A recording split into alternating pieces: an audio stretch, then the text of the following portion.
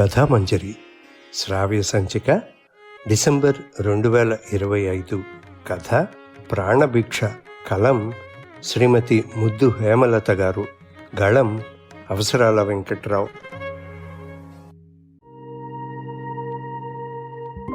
అనగనగా ఓ చెరువు ఒడ్డున జామ చెట్టు మీద కొత్తగా ఒక పిచ్చుకమ్మ గూడు కట్టుకుంది. అది 4 గుడ్లు పెట్టింది. ఆ గుడ్లను పొదిగి పిల్లల్ని చేసింది. పిచ్చుకమ్మకు వాటిని కంటి పాపలా ప్రేమగా చూసుకోవడమే పని.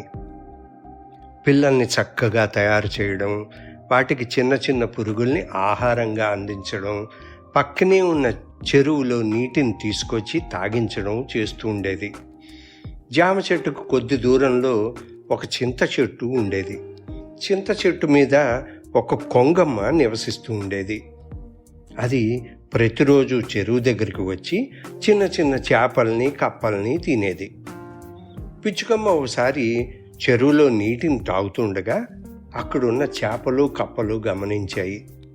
ఆ జామ చెట్టు మీద ఉన్న గూటులో నీ పిల్లలేనా కిచకిచమని అరిచేది అని అడిగింది ఒక కప్ప. అవును మిత్రమా అంది పిచ్చుకమ్మ. నీ పిల్లలు జాగ్రత్త. ఆ చింత చెట్టు మీద ఉన్న కొంగమ్మ చాలా చెడ్డది. అది చేపల్ని కప్పల్ని మాత్రమే కాదు, దొరికితే పావుల్ని మొసల్ని కూడా చంపుకు తింటుంది అంది చేప. పిచ్చుకమ్మకు కొంగమ్మ అంటే భయం పట్టుకుంది. ఒకరోజు పిచ్చుకమ్మ చెరువు ఒడ్డున గడ్డి మొక్కపై కూర్చునుంది. అప్పుడే చెరువు దగ్గరకు వచ్చింది కొంగమ్మ. కొంగను చూసి పిచ్చుకమ్మ భయపడిపోయింది. చెల్లి, నన్ను చూసి ఎందుకు భయపడుతున్నావు? నేను నీ శత్రువుని కాదు అంది కొంగమ్మ. పిచ్చుకమ్మ మాట్లాడలేదు. మళ్ళీ కొంగమ్మ, నిన్ను ఇక్కడ గతంలో చూడలేదు, కొత్తగా వచ్చావా? ఎక్కడుంటున్నావు? ఎంతమంది పిల్లలు అడిగింది. అక్క, నేను ఇక్కడికి కొత్తగా వచ్చాను. ఆ మామిడి చెట్టు మీద గూడు కట్టుకుని ఒంటరిగా ఉంటున్నాను. ఇంకా పిల్లలు లేరు అంటూ భయంతో అబద్ధం చెప్పింది పిచ్చుకమ్మ. నేను ఆ కనిపించే చింత చెట్టు మీద ఉంటాను. ఎప్పుడన్నా నీకు సహాయం కావాలంటే మొహమాటం పడకుండా అడుగు అంది కొంగమ్మ. ఒకరోజు పిచ్చుకమ్మ బిడ్డలకి ఆహారం తేవడానికి బయటికి వెళ్ళింది. అది వెళ్ళిన కొద్దిసేపటికి అడవిలో మంట రాజుకుంది. ఆ మంటల్లో జామ చెట్టు పూర్తిగా కాలిపోయింది. అప్పుడు అటుగా వచ్చిన కొంగమ్మ మంటల్లో చిక్కుకున్న కొన్ని పక్షుల్ని సాహసించి కాపాడింది. ఆహారం సంపాదించుకుని తిరిగి వచ్చిన పిచ్చుకమ్మ కాలిన చెట్టును చూసి బోరున ఏడ్చింది. చెల్లి, ఎందుకు ఏడుస్తున్నావు? నువ్వు ఉంటున్న మామిడి చెట్టు ప్రమాదానికి గురి కాలేదు, పచ్చగానే ఉంది కదా అంది కొంగమ్మ.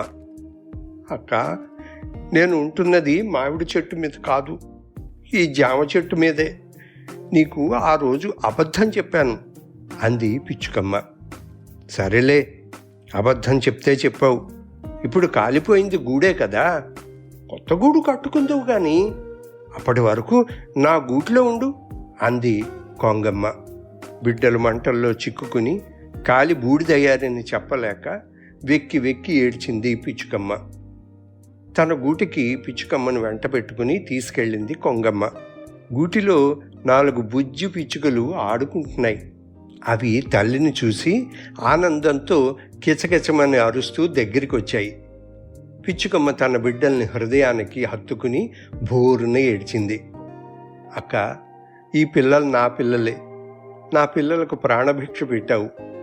చెప్పుడు మాటలు విని నీ మంచితనం గ్రహించలేకపోయాను, అందుకే అబద్ధం చెప్పాను, నన్ను క్షమించు అంటూ కొంగమ్మ కాళ్లపై పడింది పిచ్చుకమ్మ. అసలు విషయం తెలుసుకున్న పిచ్చుకమ్మను దాని పిల్లల్ని దగ్గరికి తీసుకుంది కొంగమ్మ. ఇది కథ. బాగుంది కదా?